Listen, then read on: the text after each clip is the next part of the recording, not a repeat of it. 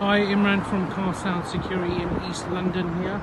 Just finished installing a Ghost 2 Immobiliser on this BMW 4 Series 2016. Let me show you how it works. Let's just jump in the vehicle. Nice looking interior as well. Just close the door. Right, here's the keyless keys. Push button just over there. Let's just attempt to start the vehicle. Okay, nothing.